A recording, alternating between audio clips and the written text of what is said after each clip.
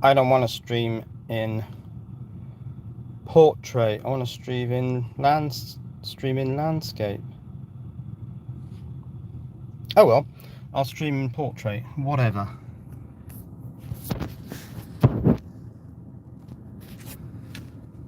That'll have to do.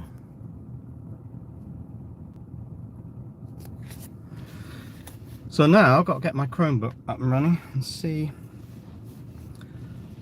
what's happening on there. Okay, so YouTube. What? I don't know.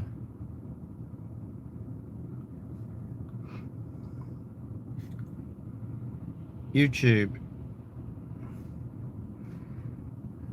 Control panel. Am I seeing any comments? Hard to see them on the phone. Let's go to Shenanigans. And do I have a control panel for this?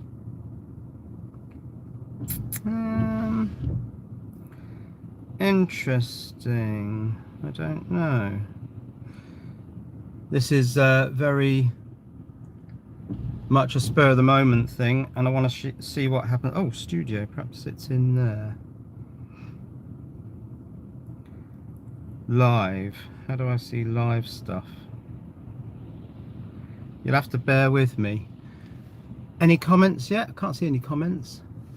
But that might be because I can't see them on my phone. Let's turn that off. No, can't see any comments yet. Someone want to put a comment up and we'll just see if they're coming across.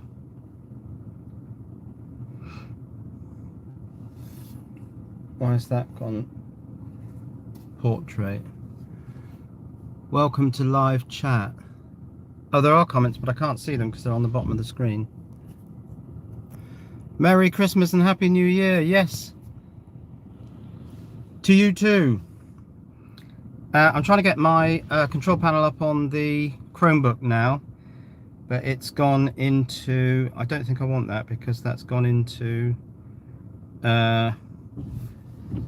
it's that way around. It's not landscape, it's in portrait. So that's not going to work, is it? This doesn't really work because this phone, the comments come up on the lower half and I can't see them. So, and apologies if it's in portrait, which I think it probably is. Right, how do you work a Chromebook? Let's go back to YouTube. Oh, your current live streams, that's good. But why is this in that orientation? That's not right. So this is a live stream on my Shenanigans channel because I didn't want to be too blitzed with comments, so I'm doing it on there. Oh, also of course I want to get the view count up. No, it's not the view count, it's the watch hours. So I'll probably live stream for quite a while just sitting in my car. But what I want to do now is, why is this portrait, why is this in that orientation? Okay, well let's go to there. Live stream, 3 watching. Hello, the 3 people that are watching. Actually on my phone it says that 5 people are watching. I can't see the comments, I can't see them on this, so that's excellent, isn't it? Perhaps if I hit that. Oh yeah, that's working. Oh, now I can see the comments, but it's in the wrong orientation, so I don't quite know why that is. Let's try and do that. Back online. Oh, is it having trouble staying online? That's a laugh. Right, let's see who's here. Rune International, Merry Christmas. Gaints, hi everyone. Gaints again. G Fresh, hi. And Gaints again, hi. So, hi everyone. This is not coming from the shed. I'll have to turn the volume down on the Chromebook because it's... Oh, that's rubbish, isn't it? That's in portrait mode. Yeah, that's because the phone's in portrait mode. That's annoying. Okay, let's turn the volume down on here. Why is this locked into portrait mode when it's YouTube? Let's go back there. Why are you locked in portrait mode? Why is that?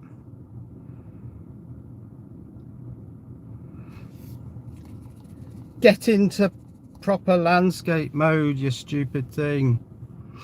So any comments about sheds? There's not much going on with the shed at the moment because it's winter. There's very little light.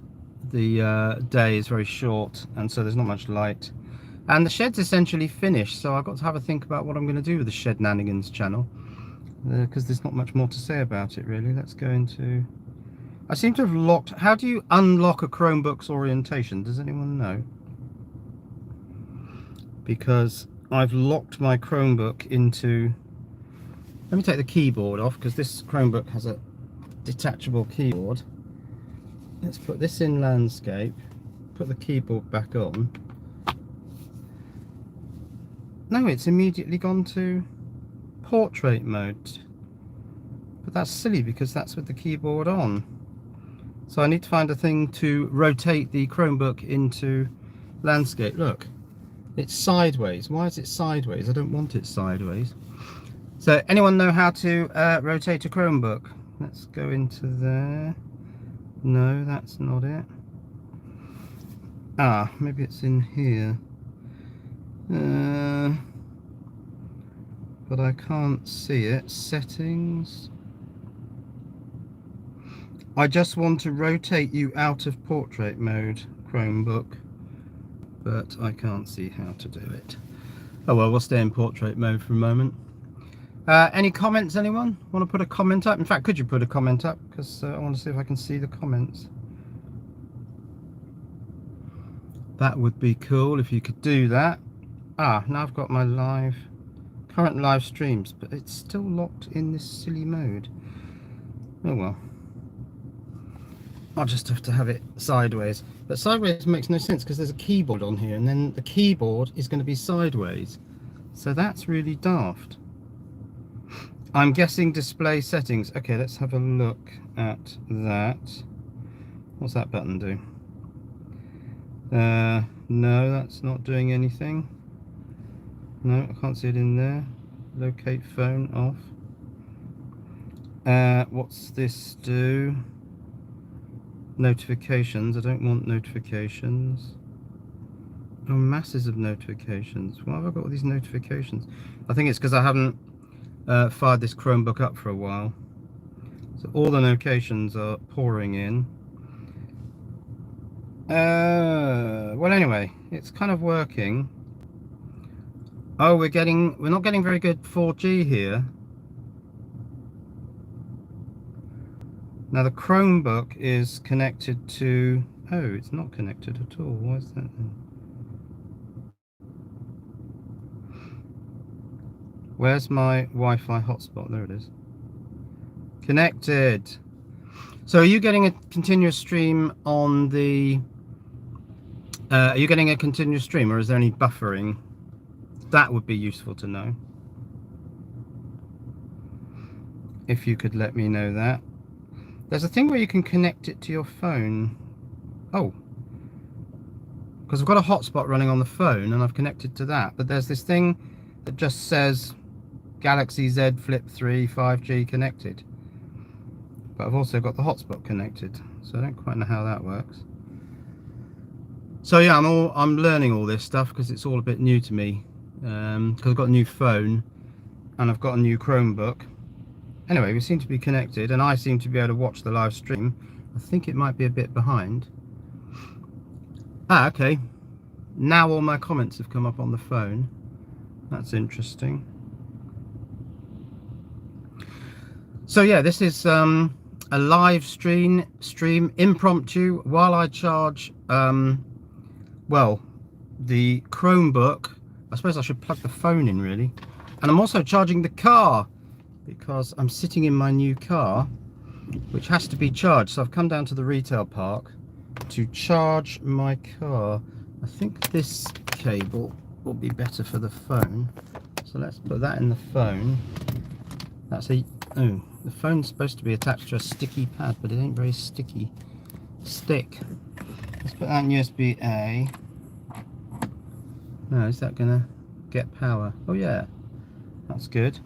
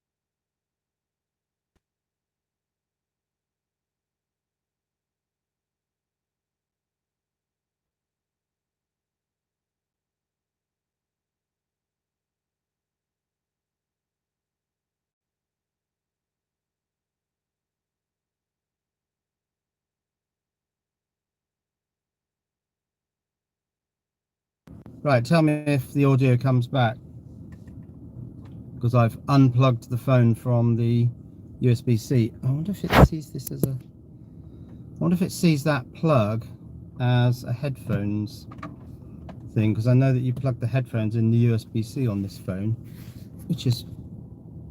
Android Auto has been disconnected. Yeah, that's fine. That's what I wanted. So has the sound come back? That's better. Audio back now. Well, that's weird, because all I did was I plugged the USB-C cable in, and then the car said you're going into Android Auto, and then mutes the sound. Well, that's dumb. How do you charge the phone through USB-C? I suppose what I'll need... Oh, actually, let me try something and see if the audio goes away. Because there's a socket up here which might be power only. Let's give that a try.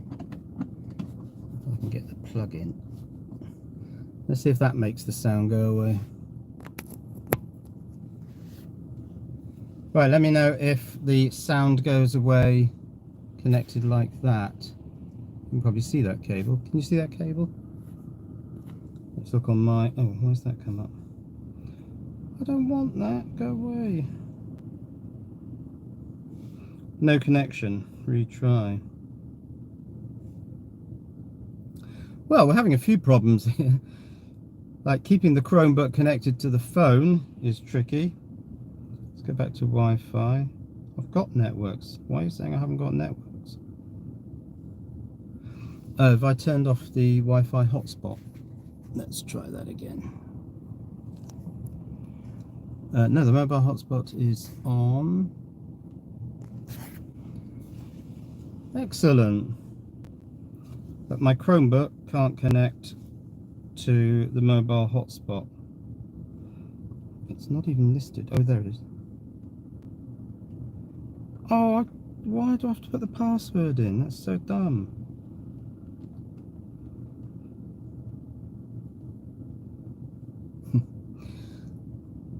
Yes, this is balmy, really. Well, it's asking for the password, so I'm going into the password field and it's not bringing up the keyboard. Oh, maybe that's because there's a keyboard connected. But the screen is rotated 90 degrees. That's completely stupid. Just put in the password, connect. When the technical problems have been solved, I can probably do normal talking. Ah, right. Okay, audio back, still good, audio good. That was at 11:37. What's the time now? 11:38. Okay, so the audio is good, but my Chromebook is having a real problem connecting. Good. Okay. So I suppose what this live stream's about is an update on things related to the shed nanigans.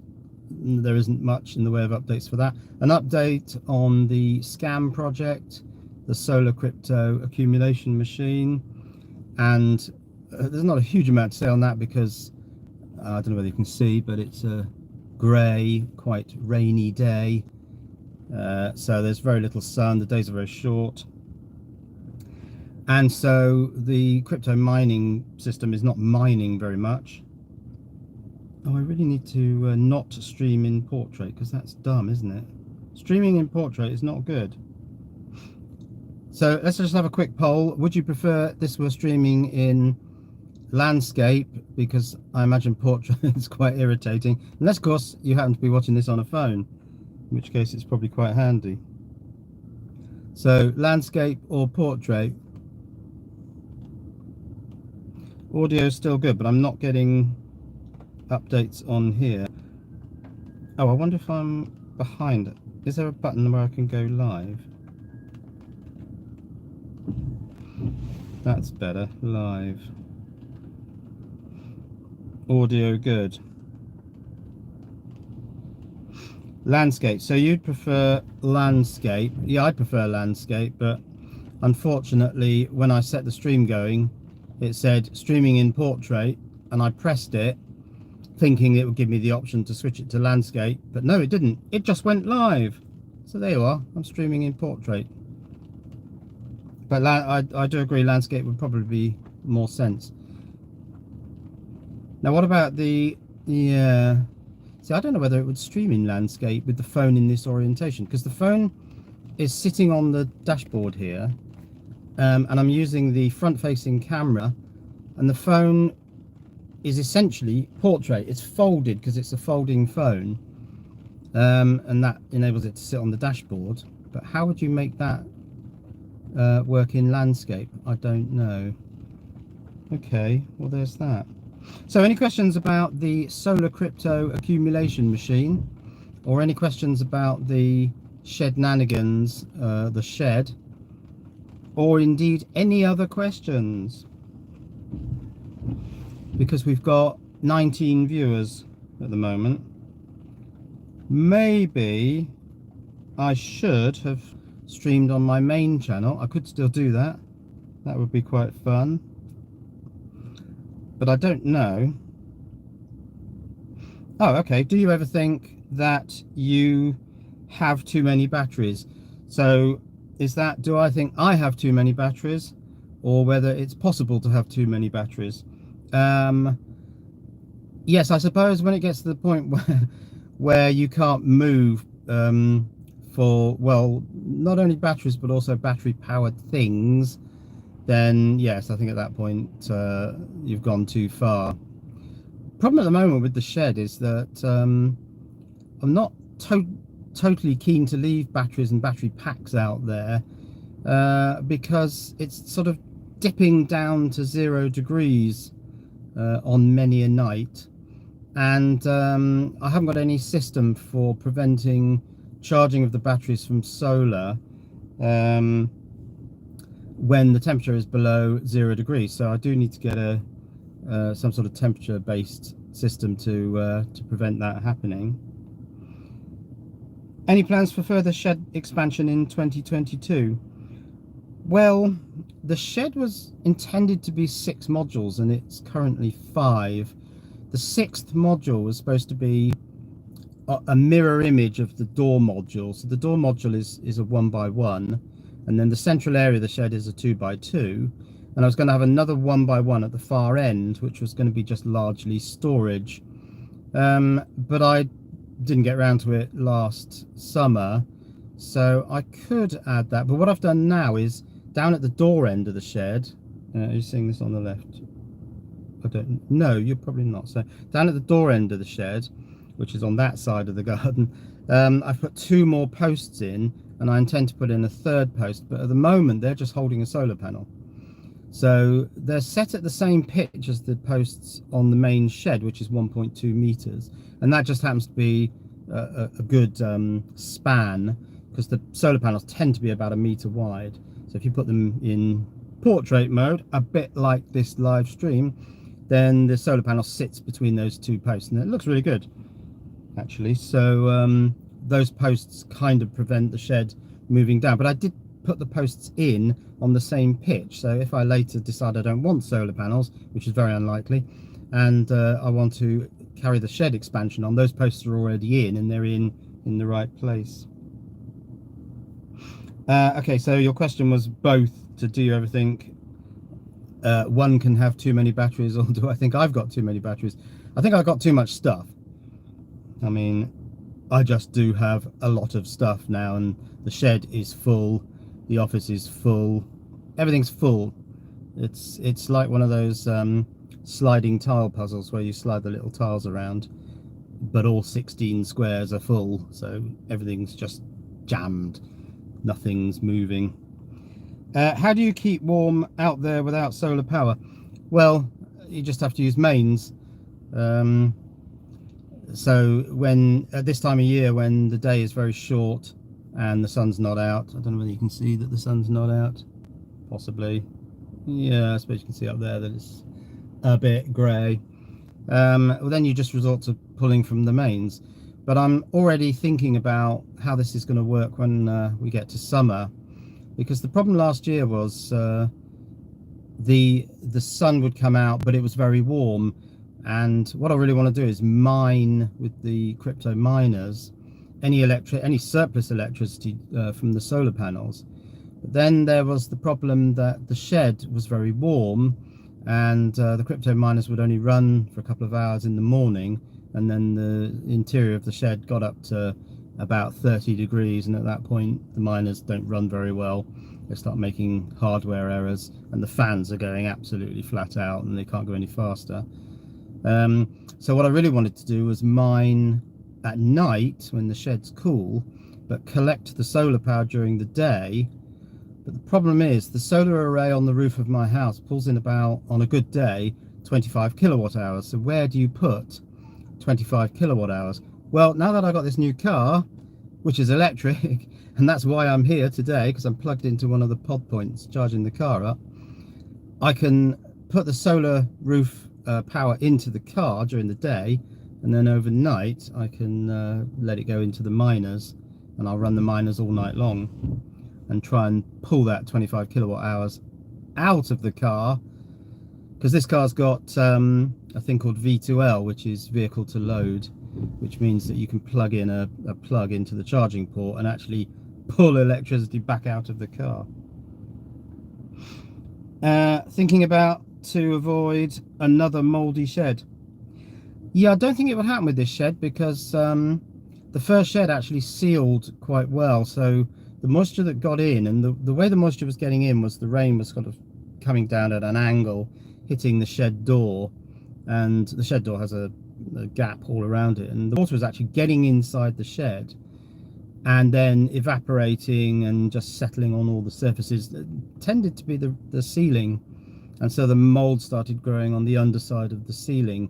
Now the new shed actually has quite a lot of ventilation, because up where the roof meets the walls, there are little gaps. I mean, I have filled some of them with expanding foam, but I haven't done them all. And so actually it's really well ventilated in there. You can't get it particularly warm, but then you've got this trade-off, haven't you?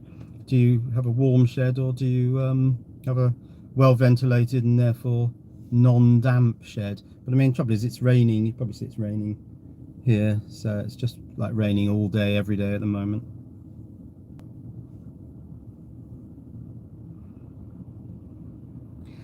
Yes, I'm just wondering how many of the viewers watching this on Shednanigans are also main channel subscribers, or even Julian's Shorts, because I've got 3 channels in total. Julian Eilert, my main channel, Julian's Shorts, and Julian's Shednanigans, which is about the shed. Oh, hi Fred, how are you doing? Happy New Year, and I hope you had a good Christmas. It's raining here as well. Yeah, well, if you're in the UK, that's not surprising. Is the vocoder coming back? Well, the vocoder is all set up on one of the benches in the shed. But the problem with the shed is that at this time of year, it's not particularly warm in there, but it's also very damp. It's just not pleasant being in a cold, damp environment. I mean, yeah, I've got a dehumidifier, which I could run out there. I've got the ant miners, which I can run for a while to warm the interior of the shed up, but they're very noisy, so I can't actually make videos while they're running. So I have to run them, turn them off, turn on the oil-filled radiator and then start shooting the video. Rune International, you're sub to all 3 channels. Cool. So yeah, I mean the vocoder's there, and to take it to the next stage, which was to put, I think, 2 new boards on, which would be 4 more voice channels, filter channels. It's just really, I think all it was soldering in the little edge connectors, and then I could do that. But sort of things went in a funny sequence during the year, and so the vocoder kind of went on the back burner a bit, because but I think now I can get back into the vocoder because I've got full access to printed circuit boards again. So yeah, I think I can get back onto the vocoder. But I mean, I am concentrating at the moment on the solar crypto system, because that's kind of the direction I wanted to take my main channel for the moment. How is the Bitcoin doing? Is it still earning more than selling electric back to the grid? Oh yeah, I mean, selling electricity to the grid, I have actually had from Octopus Energy the first payment, and at threepence per kilowatt hour, it wasn't much. I think it was about £3.50. So that would have been oh, that's 100 kilowatt hours, isn't it? Yes, I mean, some of the electricity export went back to Octopus. They're now clocking it because they do now seem to be able to connect to my smart meter. That was an effort getting all that set up, but they seem to be able to do that now, and so yeah, I'm getting payments, but they're 3p per kilowatt hour.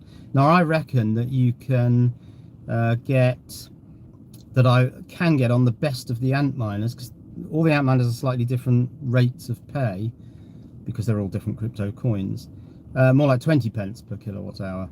So 3 pence from exporting to the grid via into, or being paid by Octopus Energy.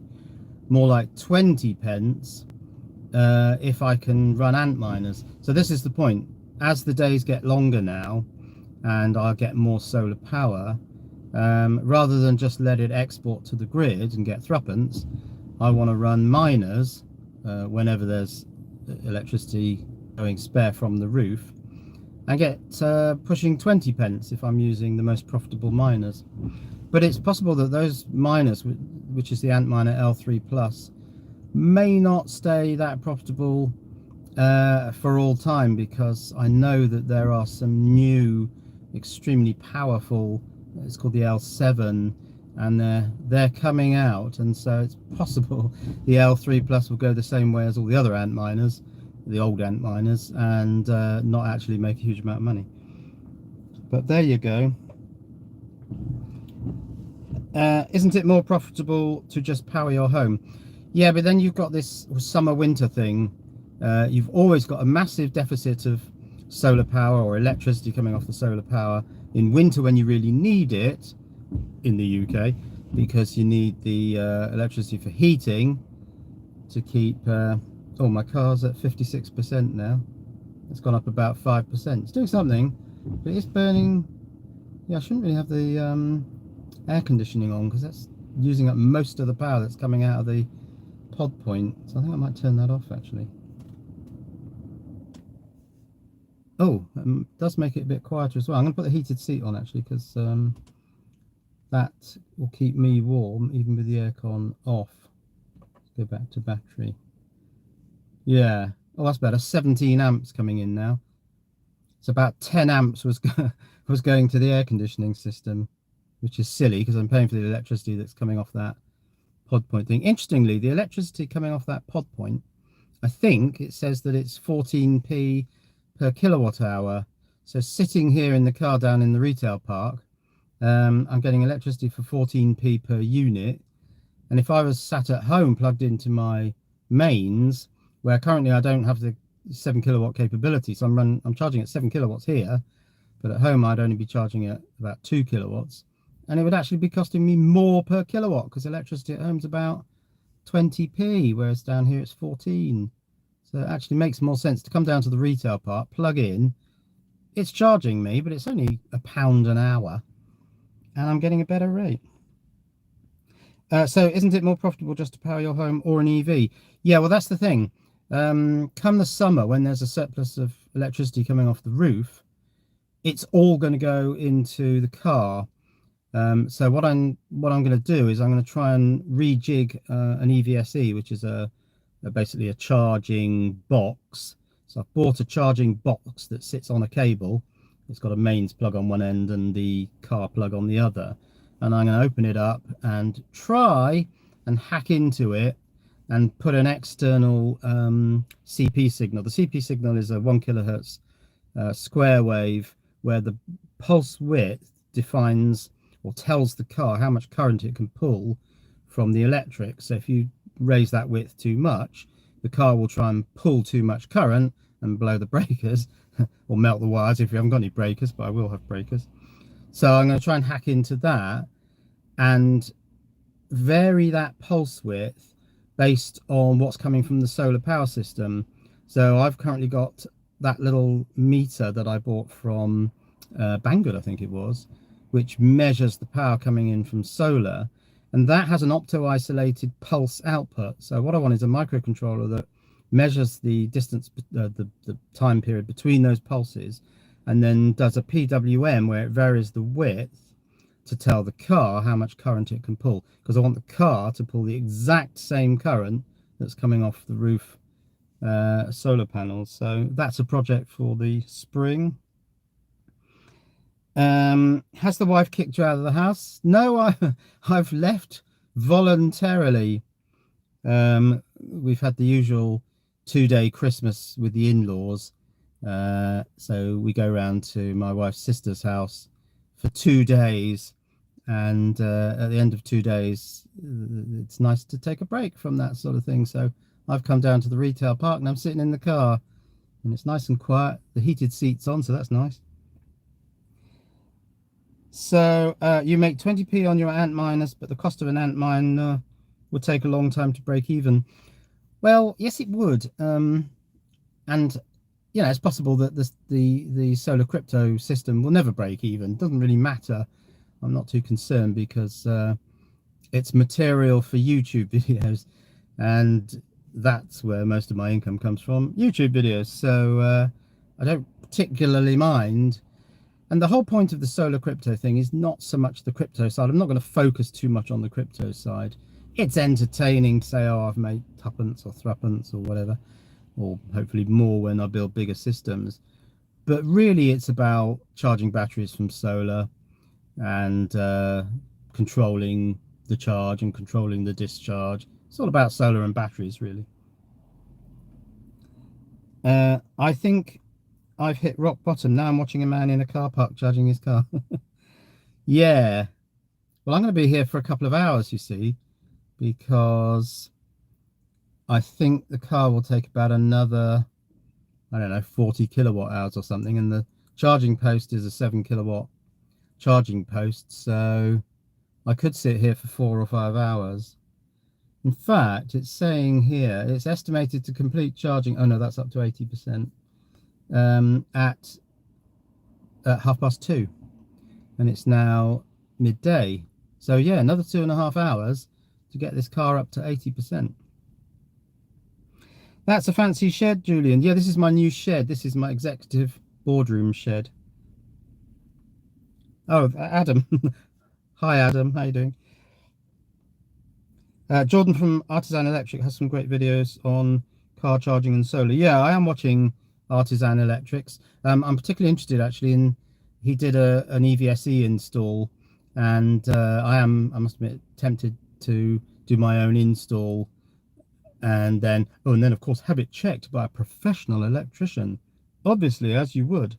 But yeah, I'm thinking of running my own cables out to a box on an outside wall and putting my modified EVSE in there. He's upgraded it. That's fun. Yes, I've upgraded my shed.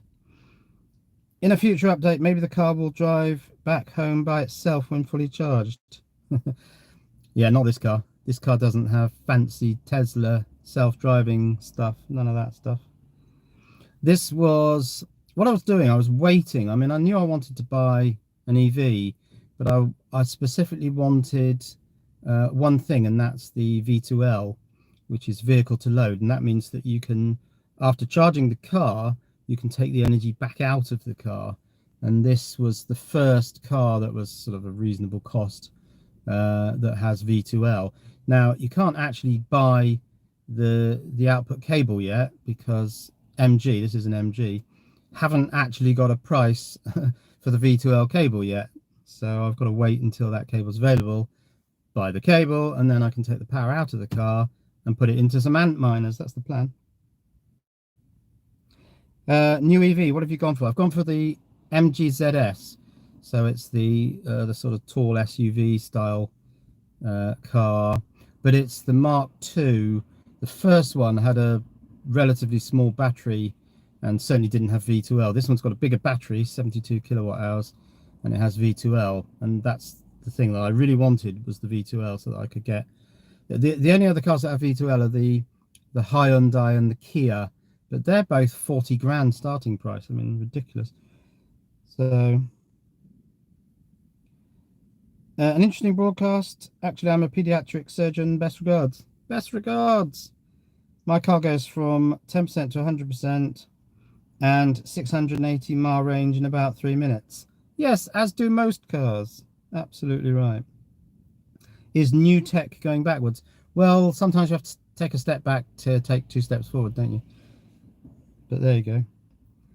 And I must admit, it was all about range anxiety up to now with electric cars, but that's kind of changing because the cars are getting bigger batteries and the ranges are sort of getting towards the sort of range that people are used to.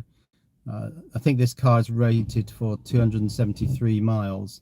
And of course, that's summer. In winter, you get less, because when you're running the heater, you're gobbling up half your power as heating to stay warm. But when electric cars get up to about 500 miles of range, and it is conceivably possible because of the solid state batteries, are going to be quite high energy density, then range won't be an issue. And now the biggest issue is actually getting on chargers. People are saying they're turning up at these charge centers and there are like 4 charging places and they're all full. There's cars parked in every single one of them. Some petrol cars as well. There you go. What about stop-start cars battery recharge? What about start-stop cars battery recharge? Not quite sure what you mean there. Start-stop cars battery recharge. I mean, I know there's a thing called start-stop, where conventional ICE internal combustion engine cars turn the engine off and then restart it with the starter motor, but I'm not sure that's what you meant. It's a shame electricity prices have rocketed recently. Hopefully it's not going to stay that high. Yeah, I mean, the electricity prices I think have gone up because the gas prices have gone up, because a lot of the electricity generation in this country, the backup, when there's no solar, there's certainly no solar at the moment, when there's no wind, and I think people have been saying that it's been surprisingly unwindy recently, and of course we fall back therefore on our main other generation source, which is gas. I think something like 40% of UK electricity generation is gas, natural gas, or LNG, that sort of thing. Any differences? Mustafa, let's have a look. What did you say? What about start-stop cars battery charge? Any differences? I'm not sure what you mean, but if you're talking about the hybrids, then they have much smaller batteries. So the thing about these EVs, these pure electric cars, is the batteries are massive relative to the batteries in the hybrids, and therefore it's all about how fast can you squirt the electricity in. And I haven't actually managed to get this car to do a rapid charge yet, because all the local rapid chargers are Osprey, and Osprey doesn't work with this car. What was that? Bong? Don't know. Something. Perhaps my heated seat's gone off. Let's have a look. No, it's still on. That's nice. It's toasty warm. I'll tell you that. It's the heated seats are very nice, so I can sit in a relatively cold car with the heated seat on. You don't really notice it's cold. Wait until April if you think it's expensive now. Yes, I mean I'm told, or I've read, that the cap is going to be re-evaluated, because at the moment electricity and gas prices in the UK for residential users are capped, and that cap is actually below the cost price that the energy companies are buying their energy at, and so they're all making a loss, unless of course they pre-bought energy a long time before the prices went up, which I think is what some of the electricity companies did. But all the companies that went bust, and lots of them have gone bust recently, were just buying in the here and now, and of course they ended up buying electricity and gas at a higher price than they were legally allowed to sell it at. Company goes bust immediately. What have I missed? What's happening? What's happening is I'm sitting in my car charging it from a pod point post, which is a 7 kilowatt charging post. So it's going to take until 2:30 today. Maybe not going to stream all the way to 2:30, but it's going to take till 14:27 to get the car up to 80%, and I'd like to get it up to 80%, because doing that at home is very slow, because the maximum amount of electricity I can get into the car at home is 2 kilowatts or 2.2 or something, whereas I'm putting 7 kilowatts in here. 16 amps are coming in at 368 volts. That's what's happening. And I thought while I was sitting here charging the car, I'd live stream on my new phone, so that all went a bit haywire. That's why it's in portrait, because that all went wrong. And sit here with my new Chromebook, which is a Chromebook with a keyboard, but it's gone into portrait mode, so the keyboard is sideways at the moment. But never mind. I just don't really need the keyboard because I'm not typing into it. I could take the keyboard off. If I did that, probably all go haywire, so I won't do that. But it all seems to have settled down now. The phone seems to be getting quite a good 4G signal. The tablet seems to be able to get a thing from the Wi-Fi hotspot on the phone. So yeah, it all seems pretty good at the moment. Right. Fully charged, we're saying we should be net exporters of electricity before too long. Yes, I suppose so. If we get our act together on solar and wind and get more of it, then I suppose conceivably we could be. And tidal, we should be doing far more on tidal and wave-based energy. We're just doing nothing on that. There are a few experimental projects, but nothing serious on that. And yeah, we should be doing a lot more wave and tidal. And yeah, if we had enough wind and solar, we could be exporters of electricity. Yeah, you're right. Adam, my PHEV has a 12-ish battery and only 8 kilowatt hours is available. It's got a 12 kilowatt hour battery and you can use 8 kilowatt hours of it. Yeah, that's a surprising ratio, because that's only 2/3, isn't it? But then maybe it needs to keep some in reserve for other essential functions, like, I don't know, getting the petrol engine running. I presume it's petrol. I don't think there are any diesel electric hybrids. I think someone's just parked next to me in the electric charging bays in a non-electric car. He's just iced the charging bay. Or am I sitting? No, he's in an. Actually, he's sat across 2 electric charging bays while he goes and gets his KFC. But there you go.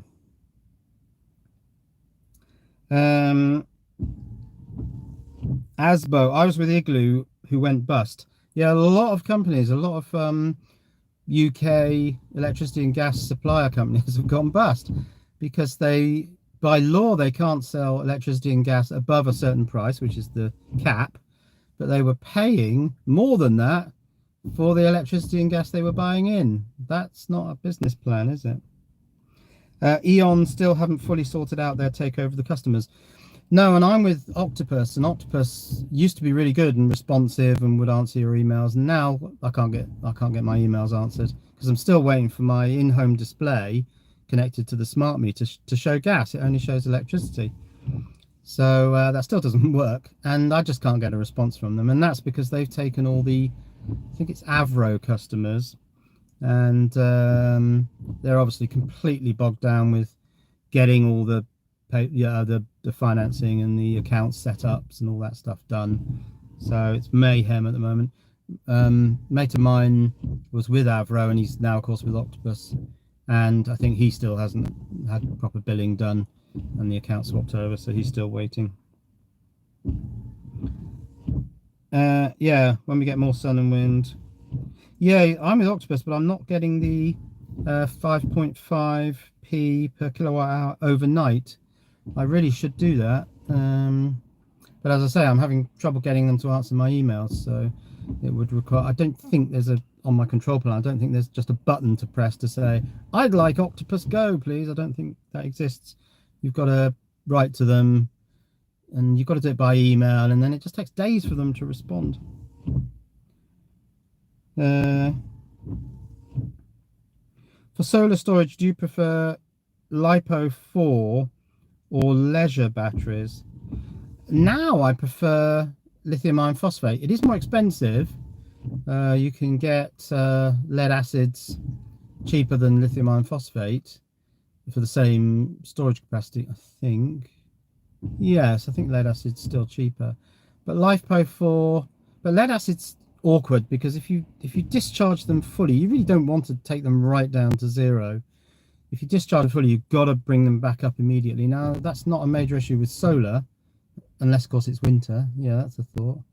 The other thing about lead acid is if they're liquid lead acid, if you fully discharge them, I think this is right, all the sulfur in the sulfuric acid moves out of the liquid, and I think the liquid turns essentially to water, and at that point, if it goes below zero, they can freeze, and then they will expand and crack, and then of course you'll lose all your electrolyte. I think I read that. But if they're fully charged, because you've got the sulfuric acid in the water, it freezes at a much lower temperature, which is why car batteries in cars where it's -5 degrees, the electrolyte doesn't freeze. But if you fully discharge them, it turns to pretty much water, and then it will freeze. I think I read that. Call the police. Why do I want to call the police? What was that? Oh, I think my phone is at 100%. Yeah, this works. You can probably see this wire. Can you see this wire? I don't know, maybe you can't. But I plugged it into a different USB socket, because when I plugged it into the one down here, it all went Apple CarPlay. No, the other one, Android Auto. And everything went a bit wrong. But there you go. Julian is in a disabled charging bay. I don't think it's a disabled charging bay, but it is a charging bay. But there are 8 charging bays here, and nobody uses them. The guy next to me is sat across 2 bays with his internal engine combustion car, sat across 2 electric charging bays. He's not a fan of electric cars, is he? No. Right. Fred, you were with Avro. Oh, okay, and you're now with Octopus. No bills yet after 3 months. No, it's the same as my mate. He was with Avro and was taken on by Octopus, and they still haven't sorted out his billing, so not surprised. But they will want their 3 months worth of money. So you're not getting free electricity, you're not getting free gas. Oh no. Switching sites no longer offer gas or electricity. No, well, there aren't that many companies left to switch to, are there? They've all gone. Please don't convert T's to D's in your spoken English, matey. Oh, what would that be? Like bottle to bottle. Don't think I'm doing that, am I? Well, anyway. With the limited solar this time of year, have you considered putting up a small wind turbine? No, you can't really do that, because permitted development, I think permitted development certainly allows solar on the roof. I think it allows wind turbines, but I think they have to be attached to the house. And typically that's not a very good idea, because then you get the vibration coming through the house, quite apart from the fact that it's likely to pull your chimney stack down over time. But typically the houses around here are so close together that you'd need to put the wind turbine, I don't know, 10 meters above the rooftops for it to actually work and be practical. And you're not going to get away with that. That would not be permitted development. You'd have to have a big pole in your back garden with guy ropes. Typically, the land areas that UK houses are built on, unless you're fantastically rich, are so small that you probably have difficulty getting the guy ropes actually within your own plot of land. So it's just not going to work. And the neighbours would take it as a reason to moan. Yes, you're quite right. Good morning, just tuned in. Hi. I would if I died before then. Who? What was that to? Fred, what's your last comment?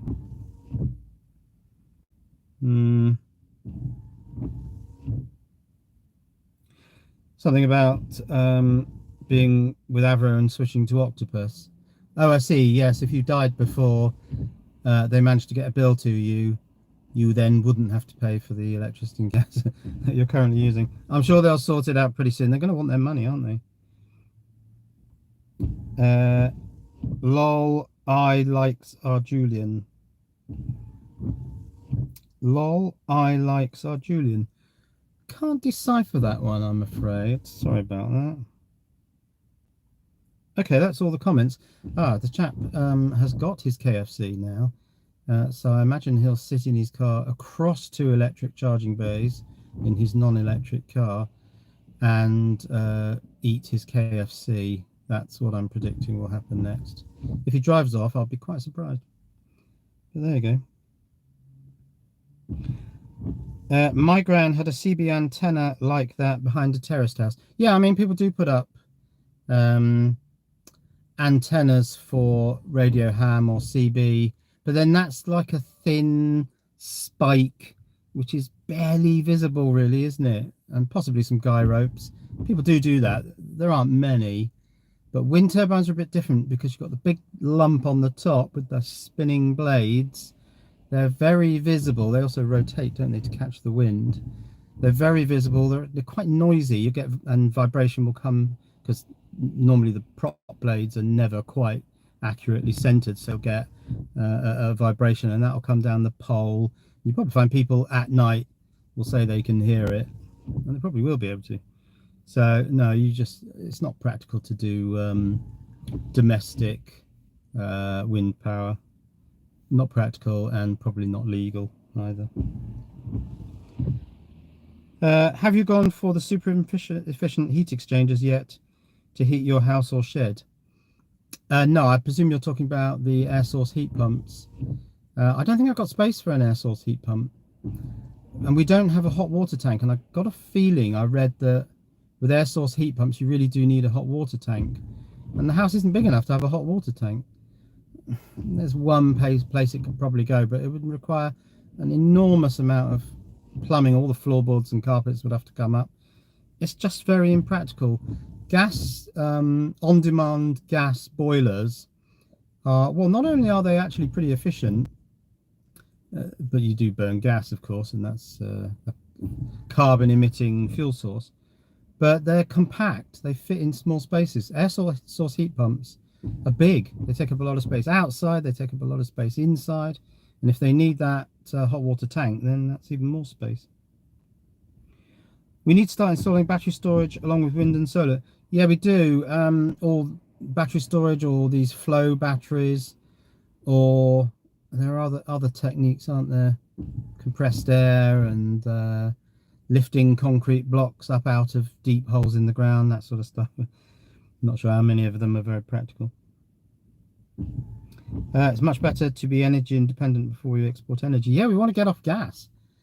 Importing gas is mad, because not only do we import gas through pipelines, but a lot of our gas comes in on ships with big gas tanks on them with liquefied natural gas in the tanks. Well, obviously those ships are burning diesel as well, or are they clever enough to burn their own liquefied natural gas to get the ship across the water? I wouldn't be surprised if there's a load of diesel in there as well, and they're actually propelled by diesel. So I mean, it's not a good solution, is it really? I'm loving. I'm lucky. Oh, that's the Ring doorbell saying there's someone around the back of the house, but that'll be my wife probably doing the bins. But there you go. I'm lucky living out on a B road with no one around. I stuck up a smallish 1 kilowatt turbine a few weeks back on the back of my workshop. My batteries have never been so full. Yeah, I'll bet. I mean, often the wind turbine will provide energy when the solar isn't, and of course wind turbines work day and night. The other thing that would be really useful to have, it's misting up in here quite a lot. Actually, it might be a good thing because it's kind of working as a privacy screen. The window's all misting up because I turned the aircon off. So has the heated seat gone off? It feels like it's cooling down. No, it's still on. Yeah. Yeah, if you could find a residence or a building with a stream, hydro would be fantastic because you've got the stream, the water running day and night. So unlike solar, you don't get the big gap throughout the night. And typically when streams dry up, tends to be in the summer. So you might find that your flow rate from a micro hydro system is less in the summer, but then that's when you're going to get more from solar. So I think if you could find a property with a stream and you were allowed to dam it and put a micro hydro in, you'd have a nice complement between the hydro generation, which would be you get more from in winter, and the solar generation in summer.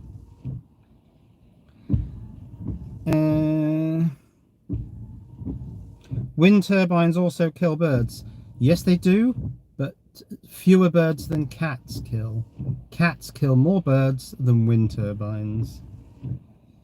How much fizzy wine did you drink? None, and I'm getting a bit thirsty actually. I'm going to have some of my Pepsi Max, but it's a special type. It's got no caffeine in it, because if I don't drink too much caffeine, I can't sleep. Sometimes it's helpful because if you can't sleep, you think of new ideas for your gadgets and your YouTube channels and things like that, but you don't really want that going on for several nights. So I found that the caffeine Pepsi Max, which I am addicted to, actually I'm addicted to the caffeine, of course, so when I have no caffeine, I'm going to have less addiction, aren't I? So let's have some no caffeine Pepsi Max. I'm not sure what's left in there because there's no sugar and no caffeine. Probably nothing in there really. I should drink my water really, but there you go. Yeah, so no, I don't really drink. I mean, over the 2 days of Christmas that we spent with the in-laws, I think I had a little bit of Prosecco and that was it. I don't really drink. Good morning from New Jersey, USA. Wishing you the best and health for the new year. Cheers. Thanks, Chris. Turbines are economies of scale, really. Wind turbines work at scales greater than domestic scale. They don't particularly work well unless you've got a farm or something. But in your typical British terraced or tightly packed housing arrays, wind turbines don't work. They work at community level, and they certainly work at sort of country level. And a lot of our wind turbines are out in the sea, but yeah, they don't really work at domestic scale. Excess energy can be used to make hydrogen, of course. Yeah, that's right. I mean, you know, there may be. I must admit, I can't see hydrogen coming for cars. I just think cars are too small really to take all the infrastructure, and I'm not sure anyone wants a tank of highly compressed hydrogen under the driver's seat, but I can see it working for things like possibly trucks, bigger vehicles, and maybe the best place for hydrogen is shipping, because you can have the very large hydrogen tanks. They can have infrastructure at the ports. So it might work as a replacement for diesel in boats, possibly. And the pollution of those ships is mega. Yeah, the pollution of the big ocean-going ships being diesel is huge. I mean, nobody directly suffers from the fumes, apart from possibly the ocean animals. But of course, the carbon still comes out into the atmosphere. Wind turbines kill sheep. I suppose they do if you have them too low down. Yes. They keep rotating their heads following the blades until their heads unscrew. I'm sure that's true. Shale gas is the way to go, along with nuclear, to get off turbines. They cost a fortune. And to get rid of when they die and the blades just get buried. Yeah, I did read something recently about, oh, Mr. KFC, because I'm sat in the retail part and there's a KFC there and a Subway. He's actually moved out of his... He was sat across 2 electric charging bays, right across the middle of 2 bays, in a non-electric car, eating KFC, and now the KFC is on the floor under the where he had parked his car. He just tipped everything out the window onto the ground. So there's no point referring to him as an EV hater. He's just an everything hater. Yeah, there you go. Yes, that, I read that article about wind turbine blades can't be recycled or something. Are they fiberglass, or are they? I can't imagine they're steel. It'd be very heavy. Are they aluminium? I don't know what they are, but apparently they can't be recycled. Whatever. Perhaps they could be reused. I don't know. Apparently the sort of fuel that cargo ships use is really nasty stuff. Yeah, it's probably the most disgusting form of diesel there is. Probably. There are very few cats a mile offshore. Well, this is true. So I suppose you could argue that wind turbines, offshore wind turbines, kill more birds than cats do, given that there are no offshore cats. But onshore wind turbines kill fewer birds than onshore cats. Pepsi Max, without caffeine, it's just fizzy water. Oh, well, you got the phosphoric acid, of course. Don't forget the phosphoric acid. Yum. But yeah, always drank Coke. Pepsi Max has the stronger taste, so you kind of migrate towards that. It's like crisps, isn't it? They used to have really subtle, mild flavors, and now they're just full of citric acid and all those things which make them taste incredibly strong. And we're all getting used to it, and we just need stronger and stronger crisp flavors. Try storing hydrogen. Well, you can store hydrogen in big tanks by compressing it or even liquefying it. But yeah, it's not as easy as certainly at the scale of an electric car. It's going to be more difficult to pack hydrogen into the car than putting electricity in the batteries. I mean, there are hydrogen-based cars, but it never took off, did it? There's the Toyota Mirai or something, hydrogen-based car, but there's no hydrogen refueling infrastructure. I mean, I think there's about 3 hydrogen charging points in the whole of the UK. I think I read that. Correct me if I'm wrong. Happy New Year. Not been too good. Had a few dizzy spells. Started to feel better. But Christmas was great with my mum here with her dogs. Good. Well, I'm glad that Christmas was great. I hope the dizzy spells go away. Human beings kill sheep on an industrial scale. Yeah, yum. They kill the children, not the adults. Nobody wants mutton. We all want nice young lamb. Yeah, of course we kill animals, and we tend to kill the young ones. Go vegetarian if you don't like it. I know plenty of vegetarians. Haven't been able to go vegetarian myself, because I do enjoy a bit of meat. What's that? Oh, I missed it. And I haven't sat and watched all those ghastly YouTube videos about abattoirs. I think that's enough to make anyone vegetarian. That's what made my daughter go vegetarian. Too much YouTube. Take a photo of the car, please. Well, you can look it up. It's an MG ZS. Well, I suppose if you're in America, it's an MG ZS. It's the new version, and yeah, I mean, look that up and you can see a photograph of it.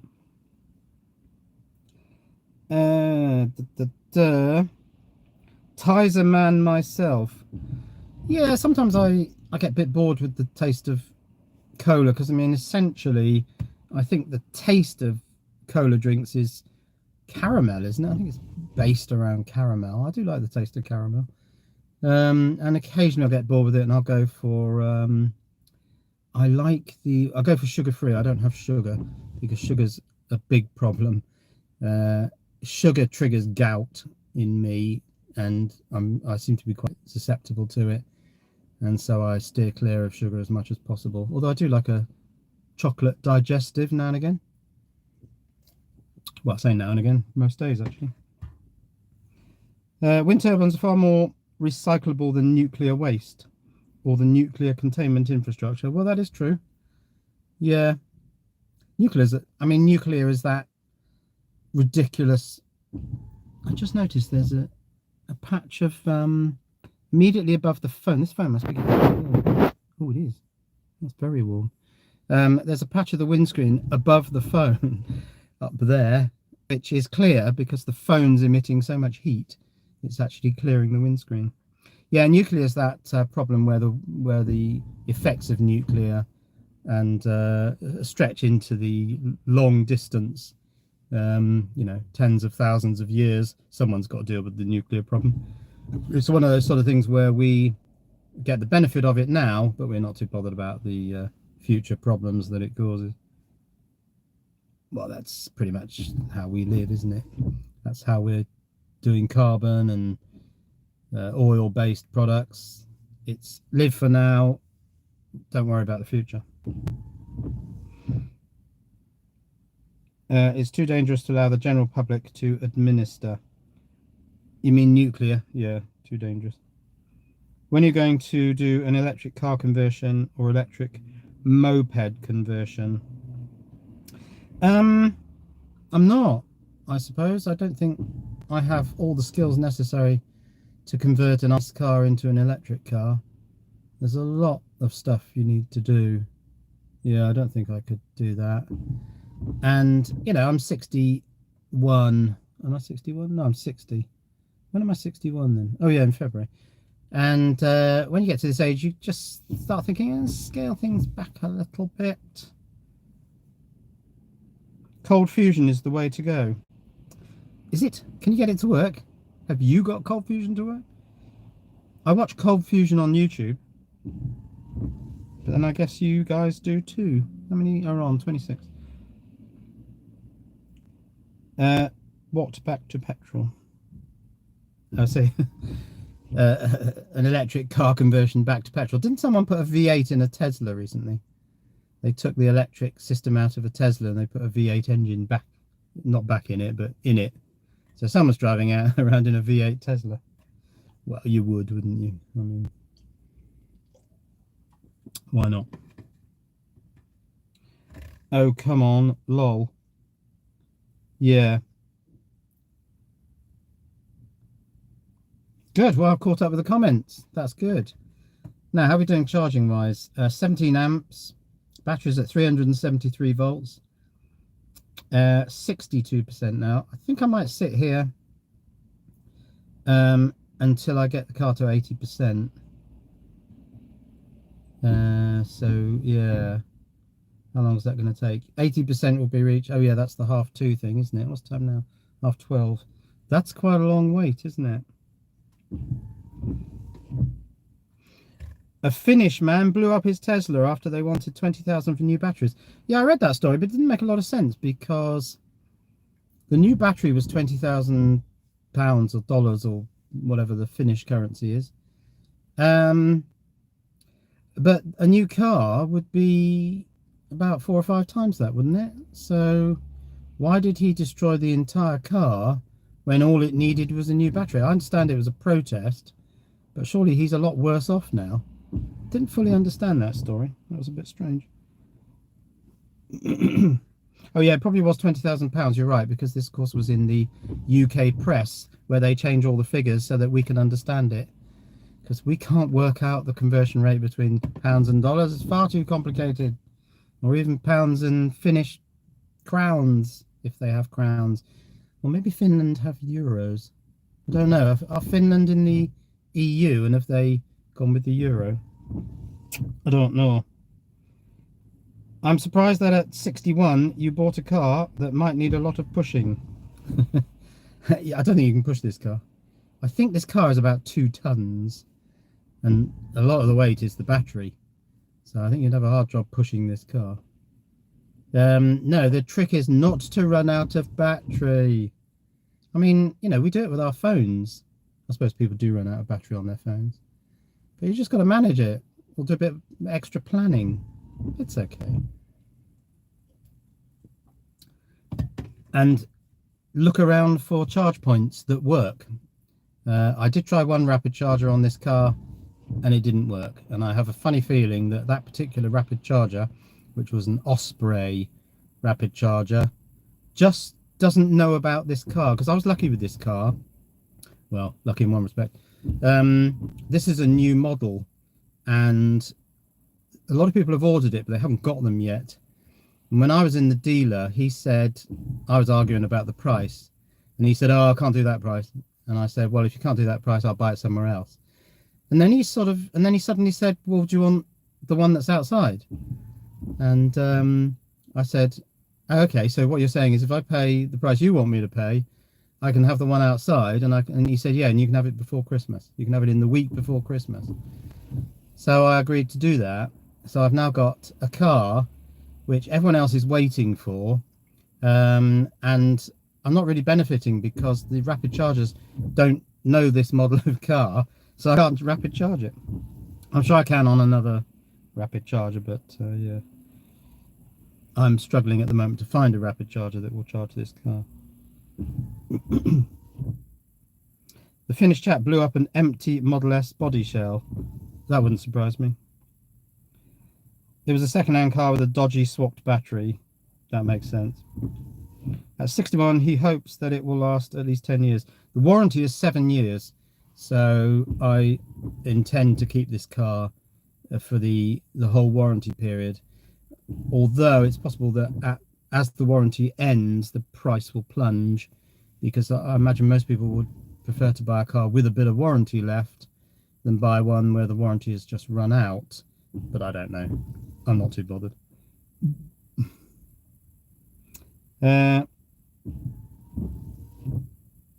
Okay, conversation about wind turbines. The gearbox in the big wind turbines hold up to 80 litres of gearbox oil. 800 litres of gearbox oil. At some point that oil needs to get disposed of. Yeah, I suppose there is, but wouldn't that be a sealed thing? I mean, why would you need to... Actually, I suppose those things do run a lot, don't they? So the oil could be broken down, I suppose, over time. The heated seat's gone off. It's freezing in here. Turn that back on. Right, how are we doing? Okay, that'd be better. The phone's putting out a fair bit of heat, but not enough to heat the car.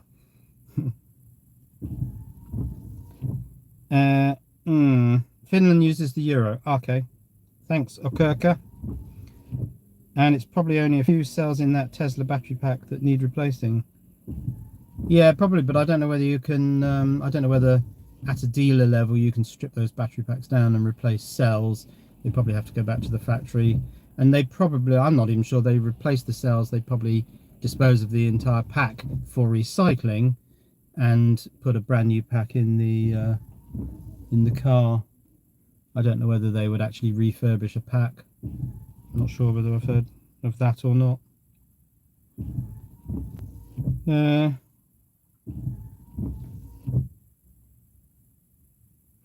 Okay, Tesla didn't want to fix it because someone else had been working on it. That makes sense. Is it safe? Is what safe? Is it safe? Rambozo Clown asked twice, is it safe? Is what safe? The car? Yeah, I think so. Old oil can be recycled much more easily than millions of tons of contaminated concrete and steel from a decommissioned nuclear power station. True. Rich Rebuilds is the guy with the LS swapped Tesla. Okay. What's OTOH? I can't remember that acronym. There's a guy that's doing a Fields swap on a Hummer. Someone's building an electric Hummer. That's jerry rig everything, isn't it? He's building an electric Hummer. I seem to remember seeing.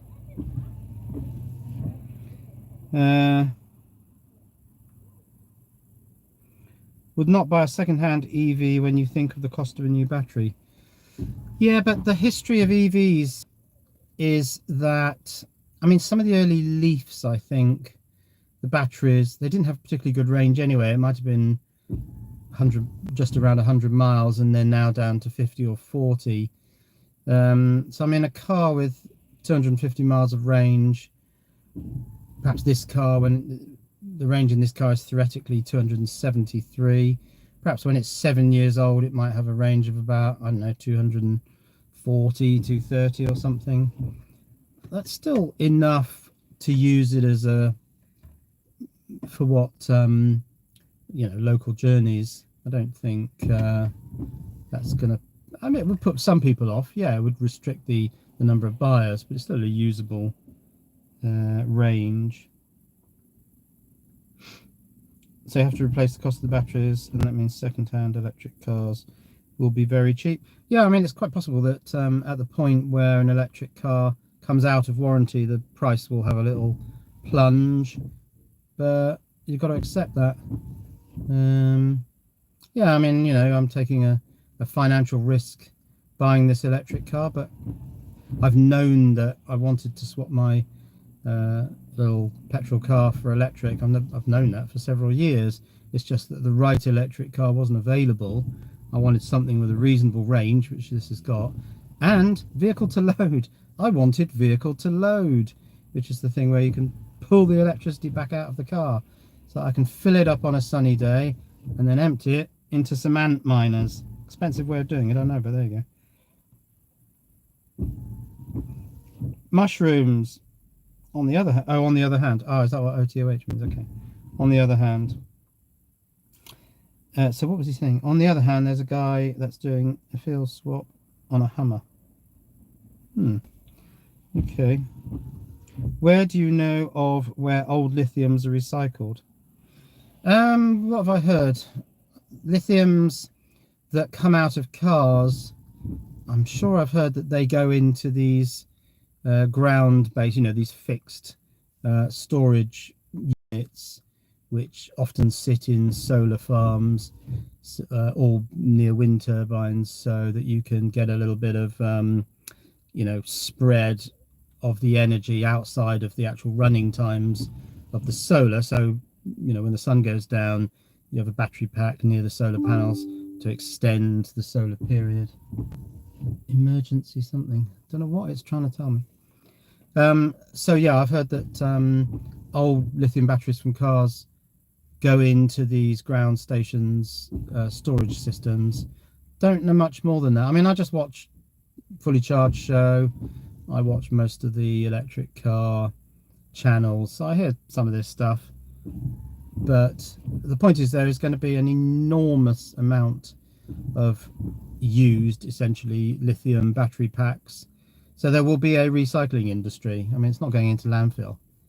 Lithium is too much in demand for it all just to go into landfill. OTH, on the other hand, indeed. Here in Jersey, you can't drive more than 9 miles. Anyway, oh, that'll be the island of Jersey then, not New Jersey, USA. No, on the island of Jersey, you probably can't drive more than 9 miles in any direction from the centre. No, that sounds about right.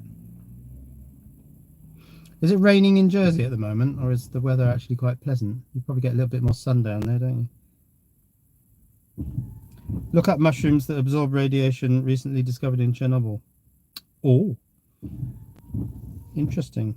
Dissolve it and become non-radioactive, or absorb it and become radioactive, because not much use if they absorb it and then become radioactive themselves. If they can absorb radioactivity, radiation, and then become non-radioactive, that would be pretty handy. Electric car batteries don't fail, they slowly lose capacity. Yeah, that's right, they don't tend to fail, but they get to a point where the amount of capacity left is unusably low, and then the electric car that contains that battery, I mean, if the battery is only doing 40 miles, then that's pretty much the end of the life of the car. and then that battery will have to be pulled out and recycled. And I mean slowly. It's a myth that batteries need replacing every few years. No, they don't.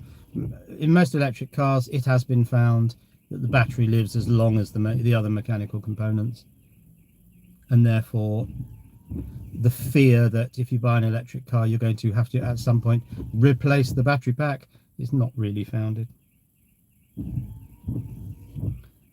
Petrol cars fill in a few minutes, drive for about 400 miles and climb hills, and you can have a spare can in the back if you run out of fuel away from a petrol station. Climb hills?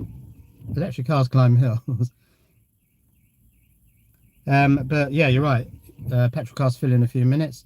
Electric cars, some of the 800 volt cars are charging really quite quickly, particularly between 20% and 80%. And if electric cars go lithium iron phosphate, this 80%, no, wait a minute, the charging 80% is the end of the constant current phase, isn't it? And switching to the constant voltage phase. That's why the speed of charge dips down. That wouldn't be affected by lithium iron phosphate. But see, in this car it says don't leave it charged at 100%. Don't just leave it at 100%.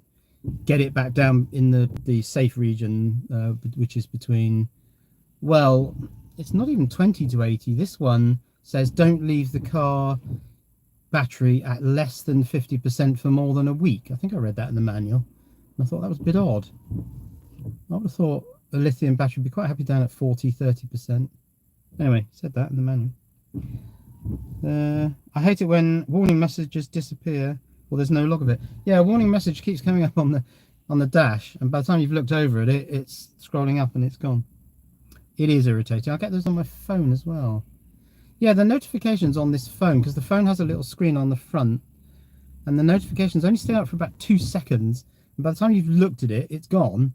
And I haven't yet found a thing on this phone where you can set the duration of the notification. It's annoying. It's sunny at the moment in Jersey, is it? Oh, yeah. Jealous. Correction, fungi. Well, mushrooms, fungi. Yes, I'm sure there are fungi, but do they absorb the radiation and then become non-radioactive? So a big second-hand market on small islands then for PV cars. Yeah, I have heard people saying that electric cars make sense on small islands because you don't do long journeys. Yeah. Expect to use LMC and ground-based storage where LMC and ground-based storage where energy density isn't an issue. LMC, what's LMC, John? That might have not been the acronym you meant to write. But then again, it might be an acronym that I just can't think of. Radiation becomes non-radioactive. Well, if that's the case, then that's a result, isn't it? Feels swap should, of course, be Tesla swap. Oh, your phone changed Tesla to Feels. I see. Very good. Autocorrect, yep. You just need a big power bank instead of a can of petrol in the bank. Yeah, it needs to be an enormous power bank. I mean, the biggest power bank I've got is the Bluetti AC200. And in fact, I've got something like 7 power banks or 8 or something. And those portable power stations. And only one of them, which is that big Bluetti, would actually charge an electric car. Because the minimum current you can put into an electric car via the Type 2 cable, I think, is 6 amps. Although my mate has a Tesla and he can wind it down to 5 amps. But even so, that's 1250 kilowatts, 1250 watts, or 1500 watts. So you need to have a portable power station that can deliver through its inverter 1500 watts. And a lot of the little ones I've got are like 300, 400 watts. So they can't charge an electric car because the charging unit in the car will try and pull 1500 watts and it'll trip the sine wave inverter. So I'd have to carry around that Bluetti, and it is big and it is heavy, and it's not the sort of thing I want to just leave lying in the back of the car for all time.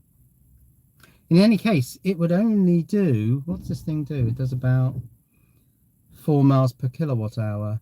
That power bank is only, I think, 1.5 kilowatt hours, so it would only provide 6 miles, 6 miles of additional range. It's not practical. You need a massive power bank. Yes, you could carry a big petrol generator, but it would have to be big and capable of kicking out 2 kilowatts. But going back, that would be a heck of a power bank. The point is, the car has a power bank in it. It has a giant battery in it. That's it. Use it carefully. Don't let it go to 0%.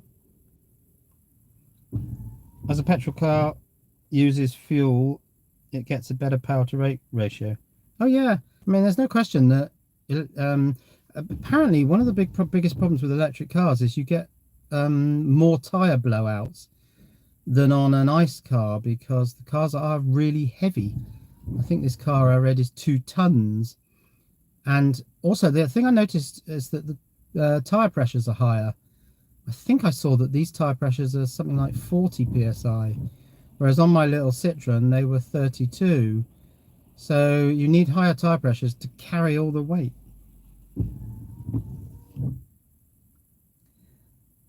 Luke has seen an online ad for something, I kid you not, but I can't remember what he said. I don't know. Not sure. I think a nice V Jag is the way to go. Yeah, until you can't buy them anymore. Although I suspect the 2030 date might get pushed back. Quite possibly. V8.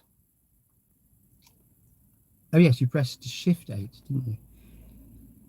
Fit your solar panels on the car roof.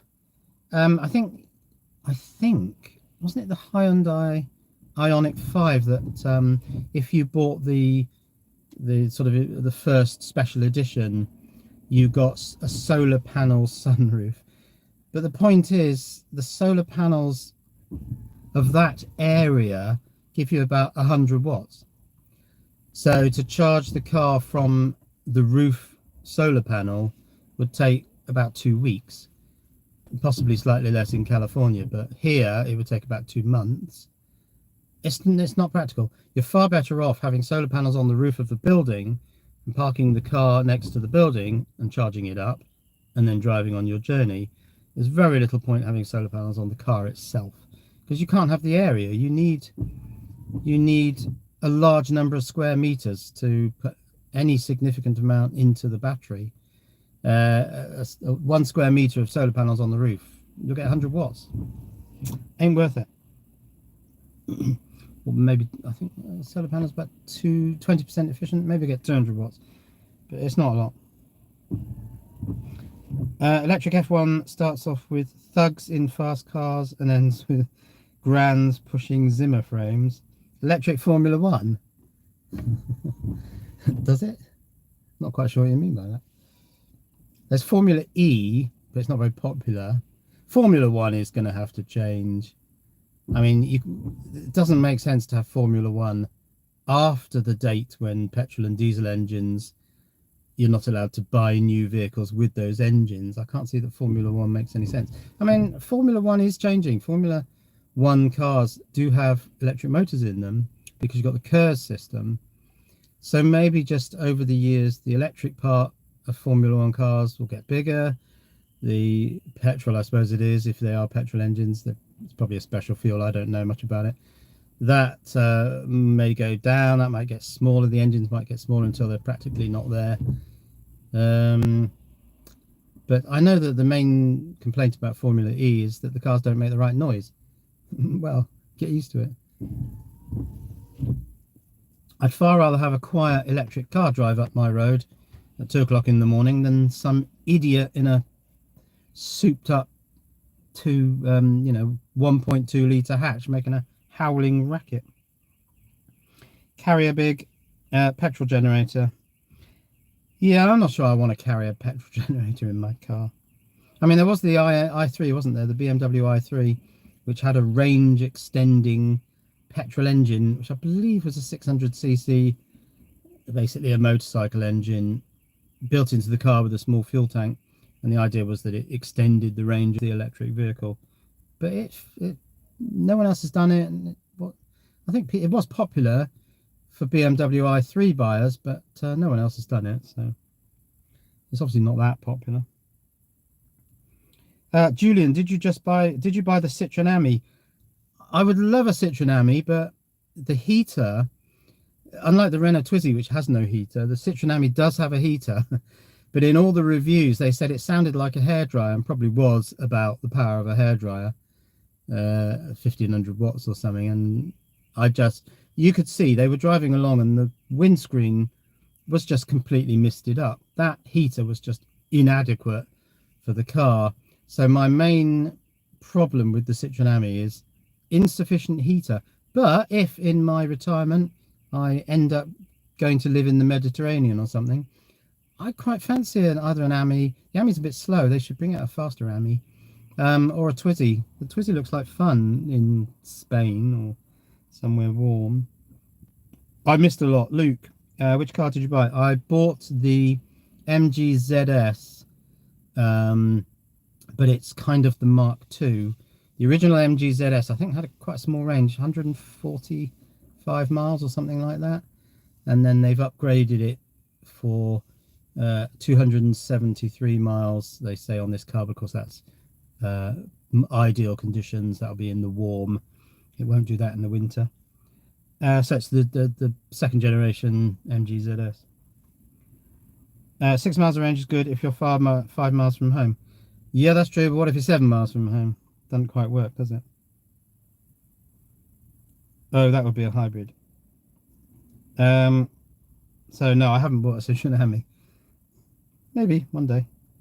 Might be a car I'd have if my crypto ever makes enough money. Crypto has had a bit of a poor run recently, and so I think the highs were back in October, November, and it's all dribbled down since then. So it's on a bit of a rally at the moment, but you know, I need one of my cryptos to do 100x.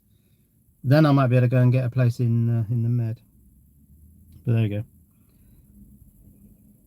Lost capacity NMC work well in ground installations. Yeah, exactly. Yeah, where high energy densities aren't so important. Yeah, exactly. You can spread sort of low capacity NMCs, just spread them out over a larger geographical area and get the energy storage that you want by that. Yeah, exactly. But I suspect, I'm hearing good things about solid state batteries, and I suspect there'll be 2 moves in batteries. I don't think NMCs in cars is a long-term thing, possibly in the longest of long-range cars, but it looks like cars are going to go LFP possibly first, and then if the QuantumScape solid state batteries actually materialize in a sort of commercial form with bulk manufacturing, then you could see solid state batteries in electric cars, and they do have higher energy density potentially even than NMC, so they're looking quite promising. The big problem with a car roof solar, oh hang on a minute, such a stupid question, is solar panel on an electric car? Yeah, it just doesn't work. They're not big enough. Big problem with a car roof solar is they can't be oriented towards the sun. Doesn't matter too much. Orientation is an issue, but a solar roof on a car would be a reasonable compromise, particularly in summer where the sun's overhead anyway. But it's about size. It's about square meterage. You would need, you know, to be practical, you probably need 50 square meters of solar. You can't get that on a car. So you get nothing in winter. Are you talking about on a car or on my roof? The solar panel system on my roof at the moment is really not doing very much, because the trouble is every day is grey like this, grey and a bit rainy. And I've had days, I had one day I think where the solar inverter never even fired up, because the minimum my inverter will produce is 20 watts. I've had days where it does this 20 watts 0, 20 0, and then it goes up to 30, 40, 50. Oh no, that's the end of the day. Back down to 20 0, 20 0, off.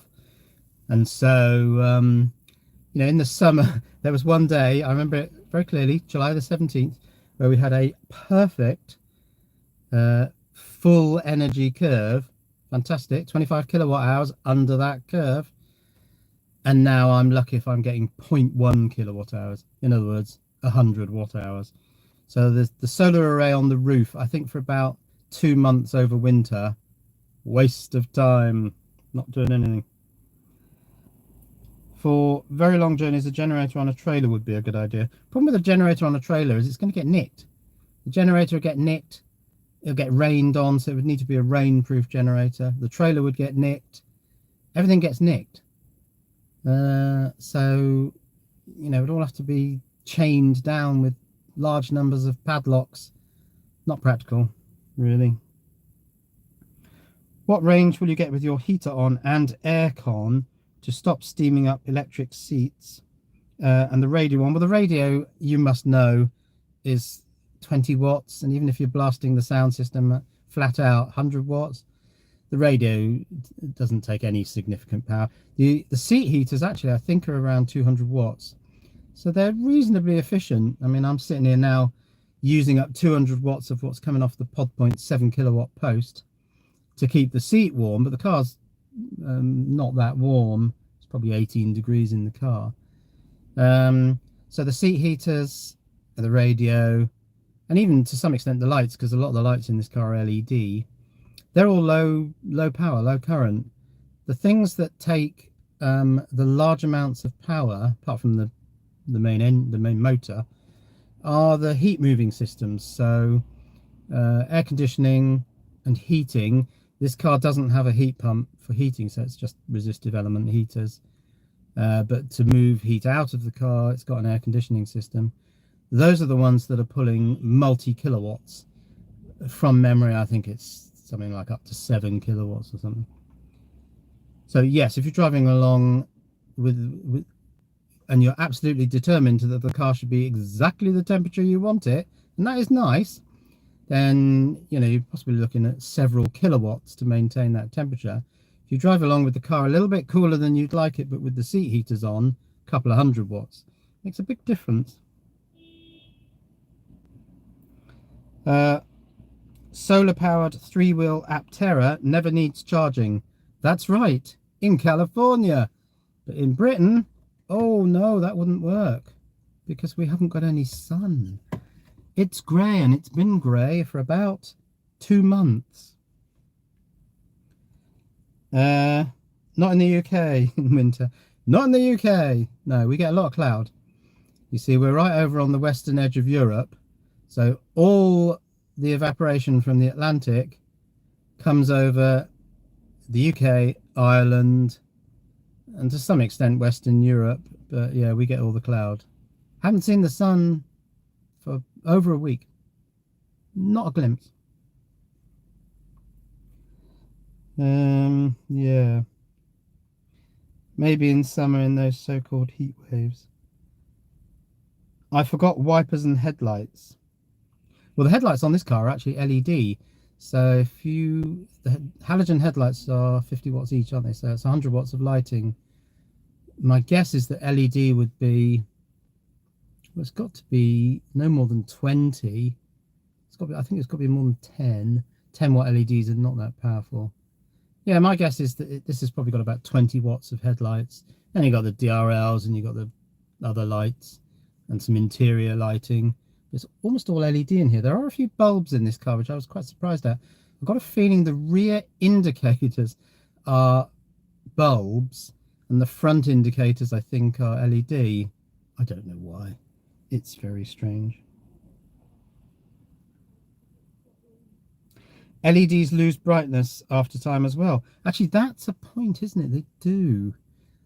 So I wonder how that would be. I mean, at the moment, the headlights on this car are astonishingly bright. I'm actually getting my own back on all those people who dazzled me when I was in my Citroen. And the problem with the Citroen is you're much lower down, so you're often under, because the headlights these days have a very sharp cutoff.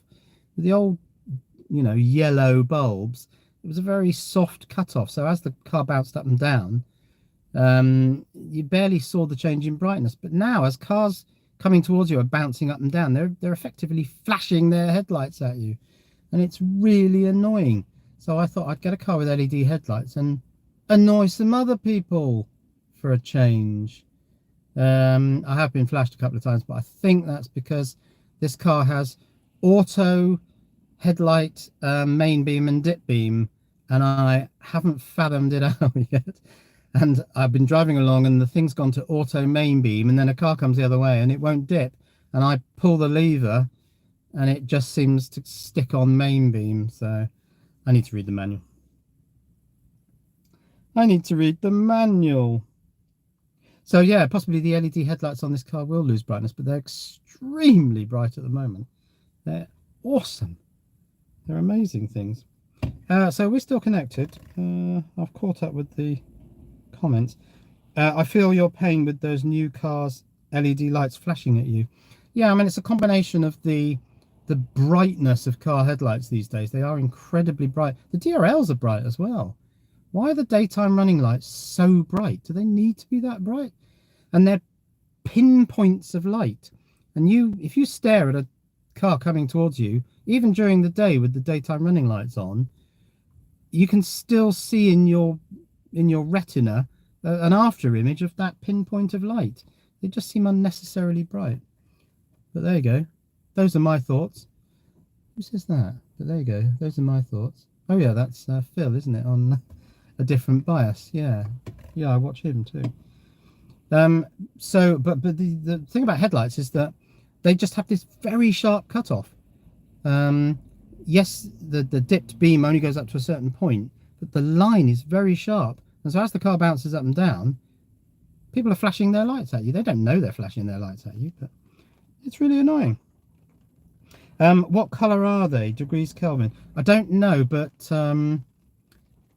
they're quite bluey, and I've noticed when I've looked at the beam pattern that they have these sort of yellow halos around. So they're very obviously LED because they're sort of bluey white with yellow halos. I would say they're not the coolest of cool white. I'd say they were probably something like, what's warm white, about 6,000, and cool white's about 2,700. It might be around 3,000. I don't know. I'm guessing, but something like that. But yeah, I think the problem with headlights these days is not just the brightness; it's the sharp cutoff.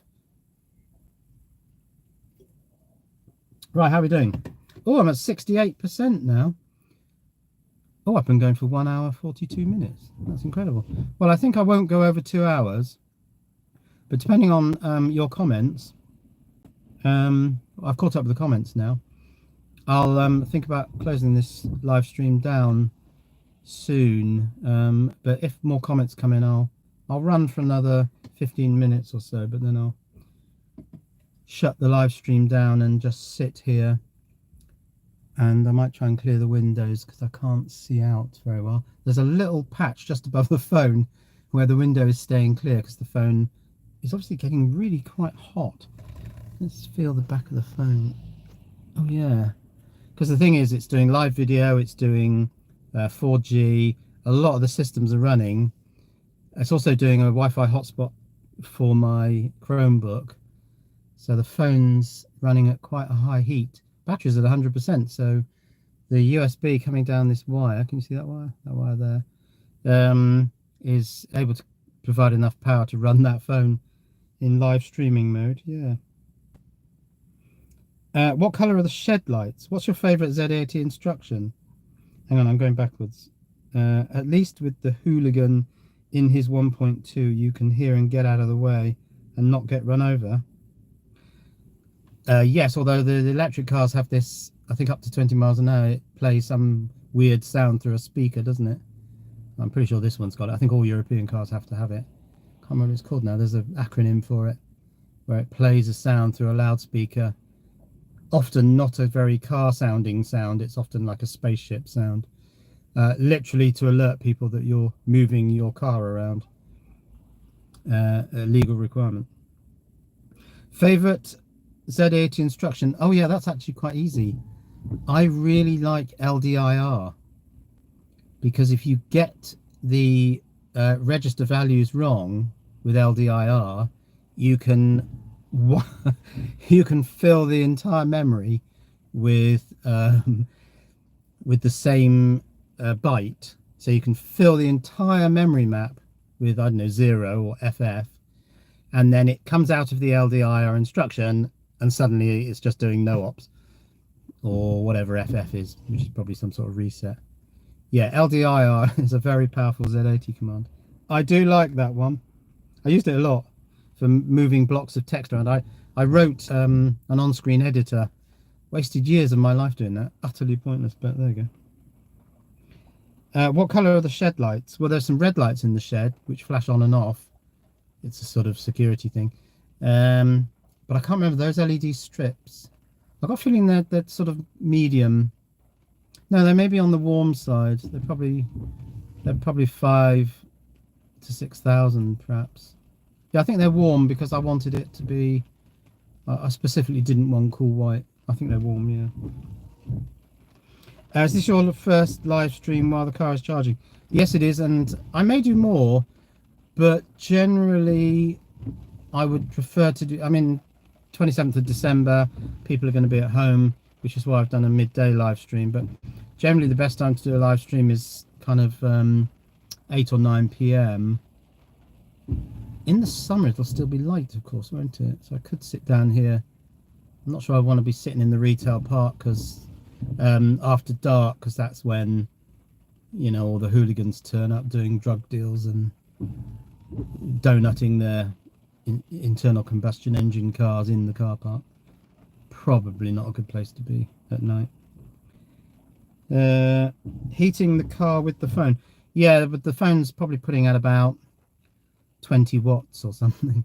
So it's not going to be very efficient at heating, but the heated seat works really well. Is that gone off again? I think it times out. Press that. Yeah, it's gone off, so let's put that back on. It runs for about half an hour and then times out and switches off. I'm the only one in the electric car. Oh no, there's someone next to me. I don't think he's electric. I don't know. Doesn't look like an electric car. I'd have to clear the windows to see whether that's an electric car. But a lot of these bays, because they're right next to the KFC, ICE cars park in the electric bays. They don't really care. Good choice. Can you remember the hex for that? Oh, it's one of those. It's something like EDB0. I think it might be EDB0. Something like that for LDIR. It's a 2-byte instruction. Yeah.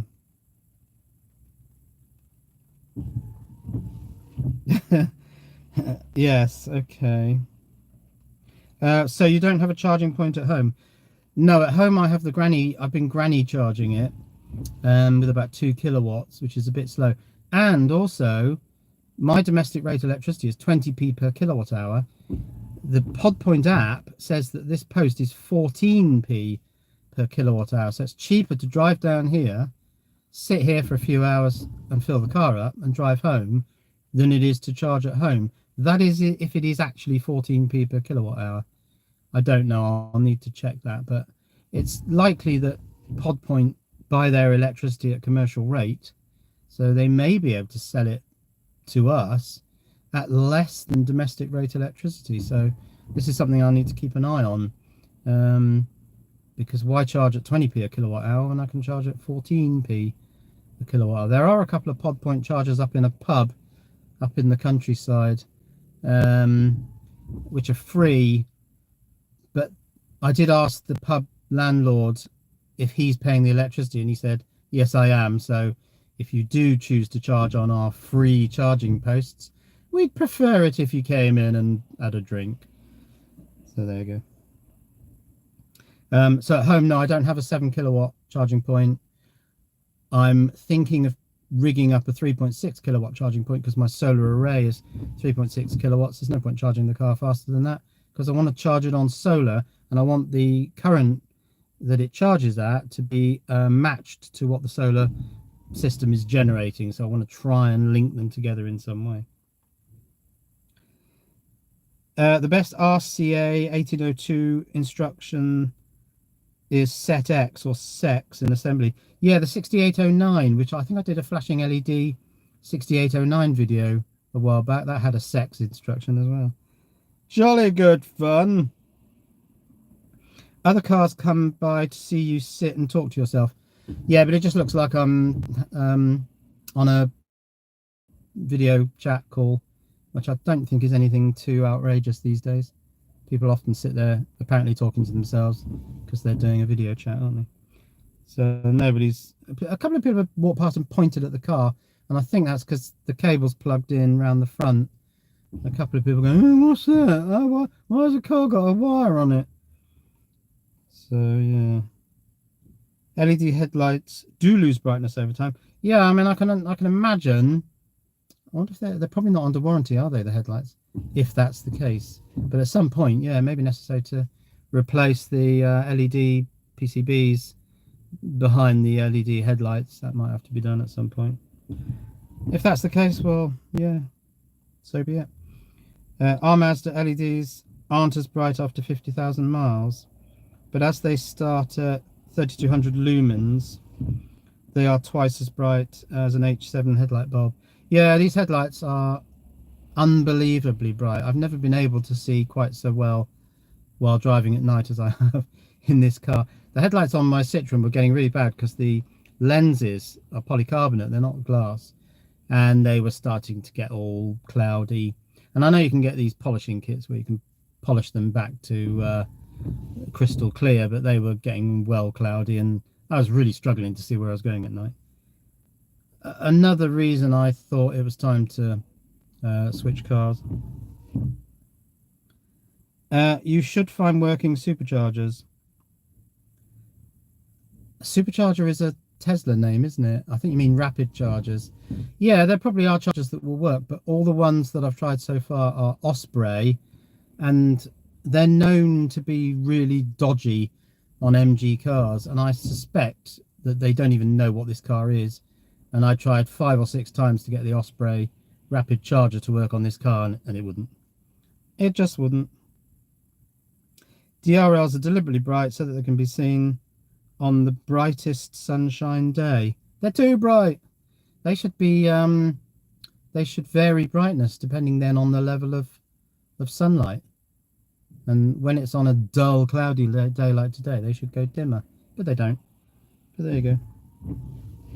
I can see those rental charging points becoming meeting points for all those poor people that do not have a driveway and live in terraced houses. Yeah. Particularly if the price differential stays as it is.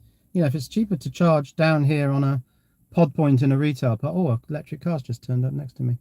What is it? I can't see the badge properly. I think the guy next to me that side is not electric, but this guy's electric. Oh, I recognise that rear window. That's a nice new car. But I can't see what it is because it's the windows are too misted. The solar linking sounds really good. Soon, I hope. Well, next year, 2022, and really preferably before we get the really good long sunny days, because I want to make use of those. What it'll be is there's a little unit in my consumer unit in my distribution box which has an opto-isolated output which pulses, and I want to have the pulses from there come into some sort of circuit.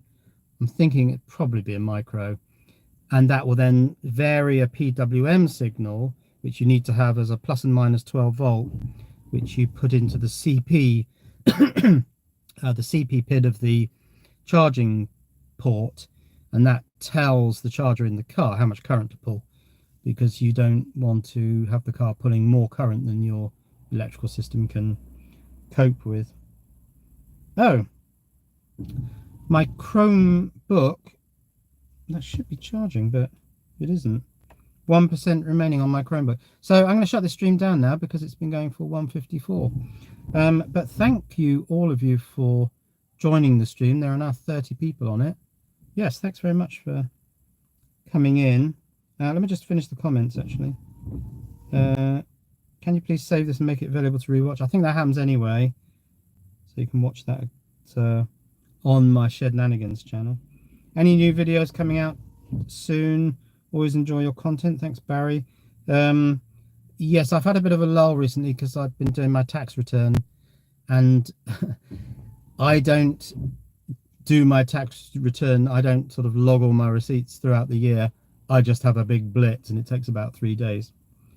So I've been sort of snowed under with my tax return, and also buying this car got very complicated, and Christmas and all that sort of stuff. So, but I'll get back into making videos pretty soon. You need a shed. I do have a shed. I have 3 sheds, I think. More, really. EV life is better when you also have a rapid charger around. It's worth finding out what's wrong. Yeah, there are other rapid chargers. I just need to try them. And, you know, I'll go to a rapid charger and then I won't have the proper app, and I'll have to create an account and then write my password down and not forget it. And it's all that sort of stuff. So I just need to sort that out, really. Negotiation between rapid chargers and EVs is pretty much analog, really. It shouldn't need to recognize the car. I thought there was a communication where it told it the number of cells, the notional, you know, the voltages and all that sort of stuff. I thought there was a communication. You reckon it's analog? That's interesting. Okay. Need a shed to chicken coop conversion. Yes, I know you're thinking of one.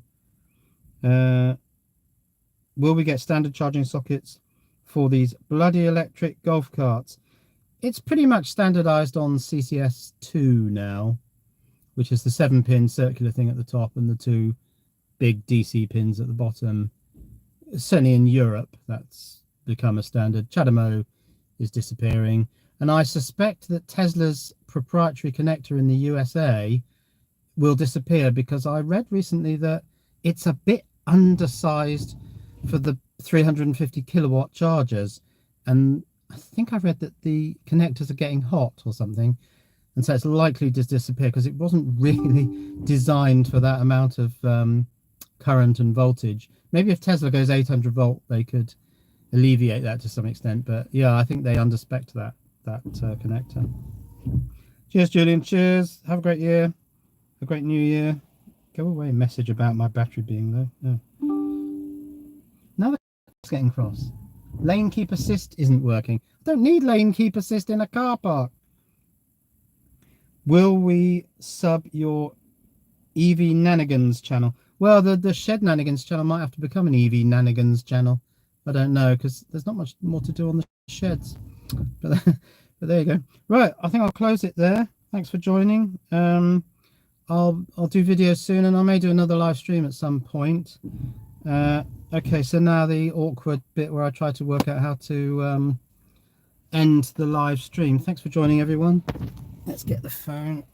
Oh, what's this? Android Auto has been disconnected. I know that. Now, is there an end live stream button? Oh, no, there isn't one there. Oh, there's an X. Let's press that. Bye, everyone. Are you sure you want to stop streaming? Yes.